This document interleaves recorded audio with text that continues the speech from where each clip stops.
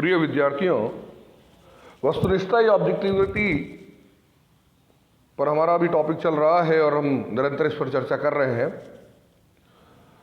वस्तुनिष्ठता के साथ में ही एक और टॉपिक जुड़ता है और वह है व्यक्तिनिष्ठता। एक तरफ हम जब ऑब्जेक्टिविटी की बात करते हैं तो दूसरी तरफ सब्जेक्टिविटी या व्यक्तिनिष्ठता का भी प्रश्न आता है, क्योंकि ये एक ही सिक्के के दो पहलुओं की तरह है। कल हमारा जो वीडियो रहा उसमें हमने 5 बिंदुओं पर विशेष तौर पर डिस्कस किया था। अंतिम जो बिंदु कल डिस्कस किया था वो था निष्पक्ष निष्कर्षों की प्राप्ति हेतु वस्तुनिष्ठता का वैज्ञानिक अध्ययन में बहुत ज़्यादा महत्व है। अब हम छठे बिंदु से शुरू करते हैं। हमारा छठा बिंदु है वास्तविक ज्ञान की वृद्धि हेतु। मैं फिर से आपको याद दिला दूं कि वस्तुनिष्ठता सामाजिक अनुसंधानों में या किसी भी अनुसंधान में निष्पक्ष रहकर घटनाओं को उनके यथार्थ रूप में देखना और ठीक उसी रूप में उनका चित्रण कर देना ही वस्तुनिष्ठता कहलाता है। और अगर हमें वास्तविक ज्ञान की प्राप्ति करनी है, जो सही है, जो सत्य है, उसको हमें जानना है, तो हमें अपने अध्ययन में वस्तुनिष्ठता को रखना होगा, बगैर किसी पक्षपात के, बगैर किसी दुर्भावना के, बिना किसी लगाव के, बिना किसी चीज़ से प्रभावित हुए हमें जो जैसा है उसको उसी रूप में लिखना होगा। ये बार बार बात इसलिए आती है क्योंकि सामाजिक घटनाओं का अध्ययन हम करते हैं और जब हम व्यक्तिनिष्ठता की बात करेंगे तब ये सारे बिंदु पुनः आएंगे, जिसमें ये स्पष्ट होगा कि किस प्रकार से सामाजिक घटनाओं के अध्ययन के समय हमारी रुचि, हमारी अरुचि, हमारा प्रेम, हमारी घृणा, हमारे पूर्वाग्रह, हमारे विचार, हमारी कल्चर, हमारी संस्कृति, बहुत सी ऐसी चीज़ें हैं जो चाहे अनचाहे, गाहे बगाहे हमारे अध्ययन के अंतर्गत एक अनुसंधानकर्ता के रूप में कहीं न कहीं वो प्रभावित करती हैं हमारे अनुसंधान को। इसलिए इसमें बहुत सतर्कता की आवश्यकता होती है। तो वास्तविक ज्ञान की प्राप्ति के लिए हमें वस्तुनिष्ठता रखनी अनिवार्य होगी। 7वां बिंदु है अनुसंधान के नवीन क्षेत्रों का या नए क्षेत्रों का पता अगर हमें लगाना है तब भी हमें अपने अनुसंधान को वस्तुनिष्ठ रखते हुए ऑब्जेक्टिव के आधार पर, जो हमारा ऑब्जेक्ट है, जो हमारी संकल्पना है, जो हमारा उद्देश्य है, जिसके आधार पर हम किसी सामाजिक घटना का अध्ययन करना चाहते हैं, उसकी वास्तविकता का पता लगाना चाहते हैं, कार्य कारण संबंधों के आधार पर घटनाओं की व्याख्या करना चाहते हैं, उसके आधार पर सामाजिक समस्याओं या सामाजिक घटनाओं के ऊपर सिद्धांतों का निर्माण करना चाहते हैं, जो कोई भी हमारा ऑब्जेक्ट हो, जो कोई भी हमारा उद्देश्य हो, ध्येय हो, मुख्य बात यही है कि हमें अपने अनुसंधान के दौरान, अपने रिसर्च के दौरान एक तटस्थ अनुसंधानकर्ता की भूमिका का निर्वाह करते हुए वस्तुनिष्ठ होकर चीज़ों को देखना होगा, तथ्यों के आधार पर चीज़ों को विस्तृत रूप में व्याख्या उनकी करनी होगी, तभी हमारा अध्ययन सही हो पाएगा। इसी प्रकार से अनुसंधानकर्ता पर नियंत्रण बनाए रखने हेतु भी वस्तुनिष्ठता की आवश्यकता है। अन्यथा हर अनुसंधानकर्ता अपने हिसाब से, जैसे हम देखते ही अक्सर सामाजिक घटनाएं जब घटित होती हैं, समाज में बहुत सी बातें होती हैं। इस कोविड-19 को ही आप ले लीजिए। कल विधानसभा के सत्र की एक बार अंतिम अवस्था हो चुकी थी। आप देख सकते हैं, मैं विशेष तौर पर राजनीतिज्ञों पर या दूसरे अन्य व्यक्तियों पर, क्योंकि सभी अपने अपने विचारधाराओं के आधार पर बातें करते हैं, वो हर घटनाक्रम को अपने दृष्टिकोण से समझाने का प्रयास करते हैं। उसमें सच्चाई कितनी है, कितनी नहीं है, उससे उनको कोई लेना देना नहीं होता है। अपनी विचारधाराओं, अपनी सोच और अपने मुद्दों के आधार पर वो घटनाओं का वर्णन करते हैं और एक ही घटना का विभिन्न प्रकार से हमारे सामने प्रस्तुतिकरण होता है।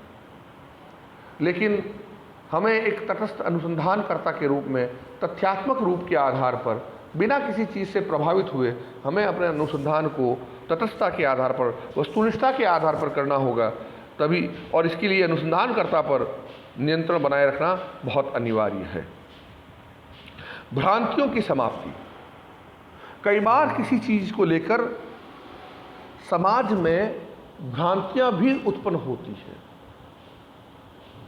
हमें इन भ्रांतियों को दूर करने के लिए, इन भ्रांतियों को का समाधान करने के लिए, क्योंकि कई बार ये भ्रांतियाँ जो होती है ये बहुत दूरगामी परिणाम देती है, बहुत दुष्परिणाम होता है इनका समाज में या सामाजिक घटनाओं के ऊपर।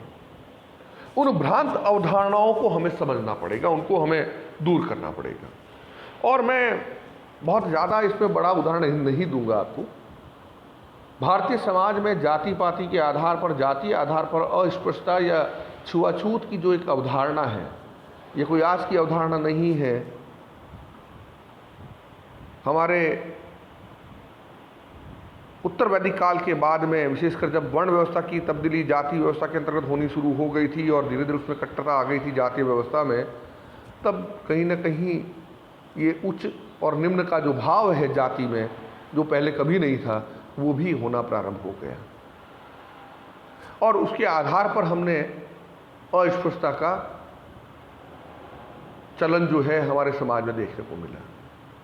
डॉक्टर एम एन श्रीनिवास ने तो अपने अध्ययन में यहां तक कहा, उन्होंने जब जाति कर अपना अध्ययन किया था डॉक्टर एम एन श्रीनिवास ने, तो उन्होंने तो यहां तक कहा कि भारत में केवल निम्न हिंदुओं को ही अस्पृश्य नहीं माना गया था, बल्कि जो अहिंदू थे उनको भी अस्पृश्य, विशेषकर मुस्लिम लोगों का जब प्रादुर्भाव हुआ, वो जब भारत में आए, उनको भी पूरी तरह से अस्पृश्य माना गया, उनको अपने से पृथक रखा गया। और वह निम्न हिंदुओं से भी ज़्यादा अस्पृश्य माने जाते थे। उस वक्त उनके लिए कुछ विशेष शब्दों का भी प्रयोग होता था, उनको मलेच्छ कहकर पुकारा जाता था। बंगाल साइड में उस तरफ अगर आप जाएंगे तो वहां पर उनको मलेच्छ कहा जाता था। तो इस प्रकार से अगर हम देखें, यहां तक कि अंग्रेजों को भी, और अंग्रेजी भाषा को मलेच्छ लोगों की भाषा कहा जाता था। तो इस प्रकार से अगर हम देखें तो एक बहुत बड़ा प्रभाव हमें देखने को मिलता है भारत में, और ये केवल जन्म के आधार पर, कर्म के आधार पर नहीं, जन्म के आधार पर। तो एक भ्रांत अवधारणा, एक भ्रांत सोच जो है, उसकी अगर समाप्ति हमें करनी है तो फिर हमें नए सिरे से अध्ययन करना पड़ेगा। और मुझे ये कहते हुए बहुत ही गर्व महसूस होता है कि समाजशास्त्र हमारा एक ऐसा विषय है जिसमें भारतीय समाज के पेपर में जातीय व्यवस्था पर, वर्ण व्यवस्था पर, आश्रम, ये आपके जितने भी पुरुषार्थ, इन सब पर, संस्कार, इन सब पर जब बात होती है और इन पर जो लिखा गया, जो रिसर्च किया गया, जो सामाजिक अनुसंधान किया गया, हमारे जो पूर्व जो हमारे समाजशास्त्री रहे हैं और वर्तमान में भी जो कर रहे हैं, बहुत अच्छा काम करते हुए उन्होंने इस भ्रांत अवधारणाओं को तोड़ने का, इस मिथ्या अवधारणाओं को तोड़ने का काम किया। इसलिए मैं ये मानता हूँ कि समाजशास्त्र का अध्ययन कम से कम हर व्यक्ति को करना चाहिए, ताकि ये जातिगत और ये दूसरी जो ऊंच नीच की भावना, इस तरह की जो बातें हैं, एक स्टूडेंट के रूप में जब वो उसको पढ़ेगा तो उसको समझ में आएगा कि नहीं, ये जातियाँ तो बिल्कुल लोगों द्वारा अपने फायदे के लिए बनाई गई थी, इसमें हमारे धर्म या परंपराओं का कोई हाथ इसमें योगदान नहीं था।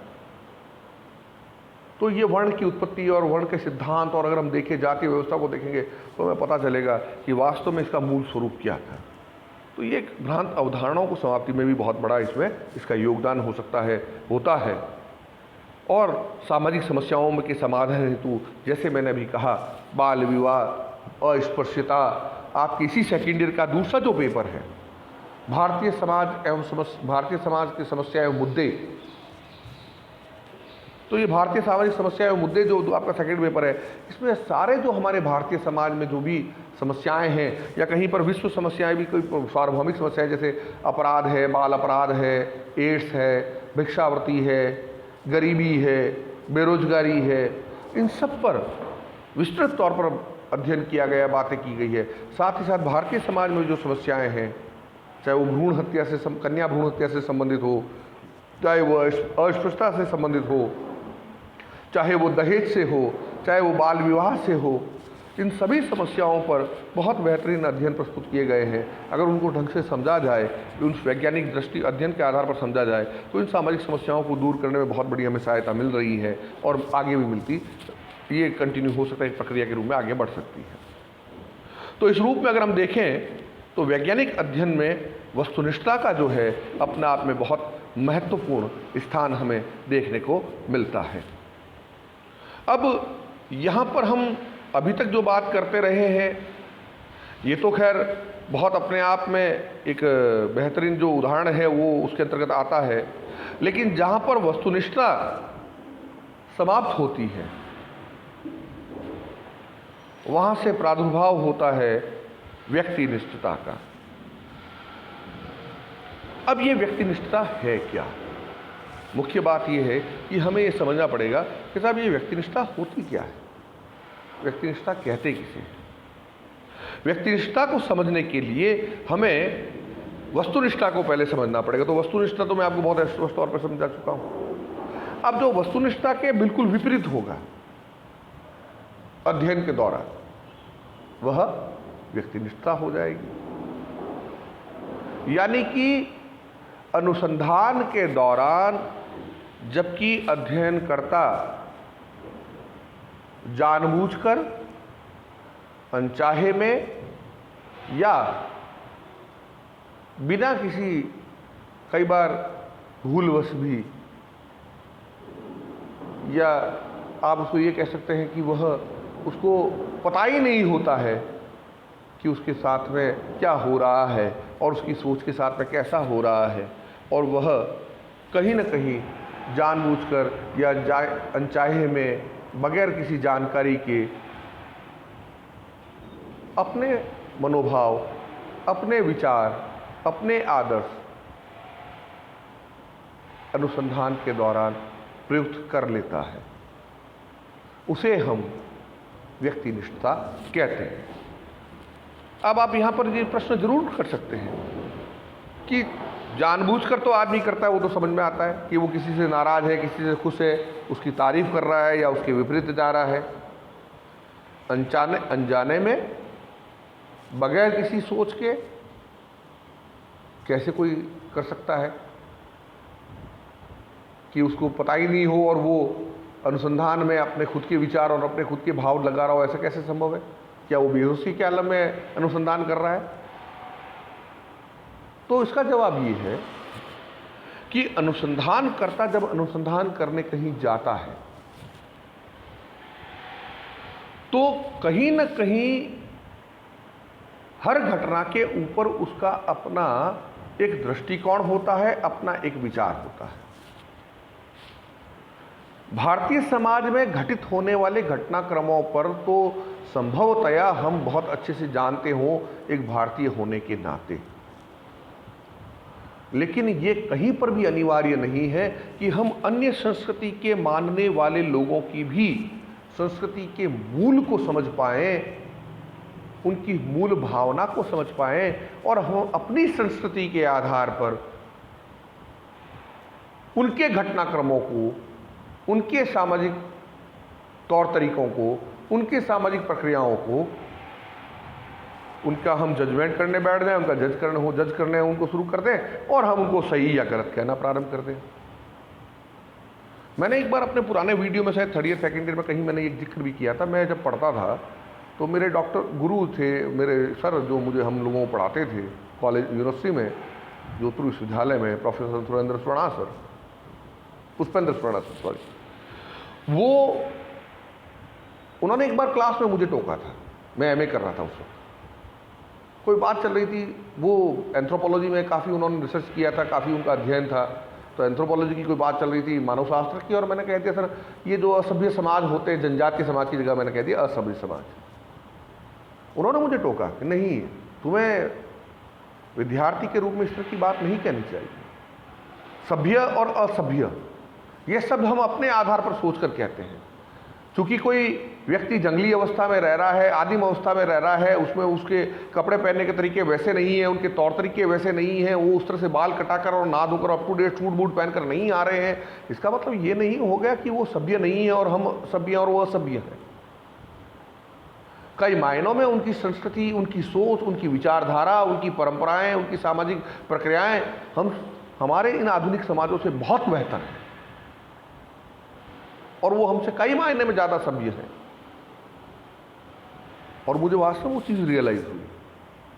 तो वहाँ मेरा कोई इंटेंशन ये नहीं था कि मैं चाहता था कि उनको नीचा दिखाऊं और अपने आप को ऊपर दिखाऊं, या हमारी आधुनिक संस्कृति को श्रेष्ठ बताऊं और आदिम संस्कृति को पुराना बताऊं और गलत बताऊं, जैसा कई जगहों पर होता भी है। लोगों में ये स्थिति होती है कि वो ये सोचते हैं कि सब जो ये कई जगहों पर इस तरह की चीज़ें आती है कि साहब फला लोग जो हैं वो उनके कल्चर है, जैसे अक्सर हिंदू मुस्लिमों में ये होता है। मैंने कई हिंदू लोग कट्टरपंथियों देखा है कि वो कहते हैं साहब मुसलमानों की कोई रीतियाँ होती है कि वो तो एकदम ऐसे होता है, इनके तो वैसे होता है, उनके विवाह आपस में हो जाते हैं, सगे भाई बहन को छोड़कर बाकी वो शादियाँ कर लेते हैं, ऐसा हो जाता है वैसा हो जाता है। हम बिना किसी चीज़ को सोचे, बिना किसी चीज़ को समझे अपने निर्णय थोप देते हैं अपनी सोच के आधार पर, जो कहीं पर भी सामाजिक अध्ययन के दृष्टिकोण से, अनुसंधान के दृष्टिकोण से बिल्कुल सही नहीं है। हमें इन चीज़ों को समझना पड़ेगा, इन चीज़ों को देखना पड़ेगा, और तभी हमारा अध्ययन जो है वो वस्तुनिष्ठ हो पाएगा, हमारा अध्ययन जो है वो वास्तविक हो पाएगा। तो समाजशास्त्र के विद्यार्थी होने के नाते कम से कम मैं ये मानता हूँ कि हमें तो कम से कम किसी भी घटना के अवलोकन के लिए या किसी भी घटना के आकलन के लिए पहले उन चीज़ों को समझना पड़ेगा। इसलिए मैं क्लास में कई बार उदाहरण भी देता हूँ कि हम केवल मुस्लिमों की बात ना करें। अगर आप लोग साउथ की फिल्में देखते हैं जो हिंदी डब होकर आती है टीवी पर, और नहीं तो उसको पढ़ लीजिए, देख लीजिए, दक्षिण भारत की कई ऐसी हिंदू जातियां हैं जिनमें मामा की लड़की और या मामा का लड़का और बुआ की लड़की, यानी कि सगे भाई बहनों के बच्चे आपस में शादी करते हैं। कई जनजातीय समाजों में इसको दूध लौटा हुआ कहते हैं। आप एंथ्रोपोलॉजी, जब ये थर्ड ईयर में आएंगे तो आप एंथ्रोपोलॉजी पढ़ेंगे, उसमें आप इस तरह की संस्कृतियां कई समाजों में देखेंगे, और हिंदुओं में है। और उसका उदाहरण मैंने कई बार दिया भी है कि महाभारत में श्री कृष्ण का उल्लेख आता है, अर्जुन का उल्लेख आता है, कुंती का उल्लेख आता है। कुंती रिश्ते में श्री कृष्ण की बुआ होती है, यानी अर्जुन कौन हुआ? श्री कृष्ण का बुआ का लड़का, और उसका विवाह होता है सुभद्रा जो कि कृष्ण की बहन है। तो बुआ का लड़का और मामा की लड़की, इनके आपस में विवाह संबंध हुआ, और वो तो एक प्रकार का हरण विवाह था। तो इस रूप में अगर देखा जाए तो हमें मुख्य बात जो मैं समझाना चाह रहा हूं कितना ही है कि वस्तुनिष्ठता जो है वो तभी बन पाएगी जबकि हम निष्पक्ष होकर अध्ययन करेंगे, घटनाओं का यथार्थ चित्रण करेंगे उनकी संस्कृति के आधार पर, उनके स्थान के आधार पर। और इसलिए जहां वस्तुनिष्ठता समाप्त होती है वहीं से हमारा दूसरा टॉपिक शुरू हो जाता है, व्यक्तिनिष्ठता। अब ये व्यक्तिनिष्ठता क्या है, इसके अंतर्गत क्यों व्यक्तिनिष्ठता आ जाती है, इन सब पर हम कल चर्चा अपने अगले वीडियो में चर्चा करेंगे। आज तक के लिए इतना ही काफ़ी है। धन्यवाद।